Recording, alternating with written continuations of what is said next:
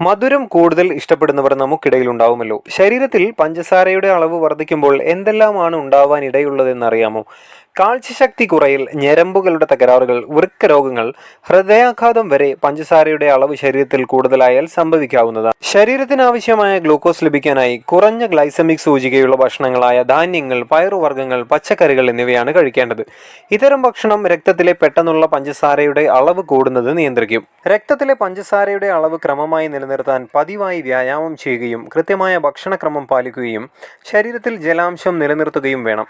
രക്തത്തിൽ പഞ്ചസാരയുടെ അളവ് കൂടുമ്പോൾ അത് ഇൻസുലിൻ പ്രതിരോധത്തിലേക്ക് നയിക്കുന്നതാണ് കാലക്രമേണ പ്രമേഹം, അമിതഭാരം, ഹൃദ്രോഗം എന്നിവ വരാനുള്ള പ്രധാന കാരണം. ധാരാളം വെള്ളം കുടിക്കുന്നത് ശരീരത്തിലെ അമിതമായ പഞ്ചസാരയെ പുറംതള്ളാൻ സഹായിക്കും.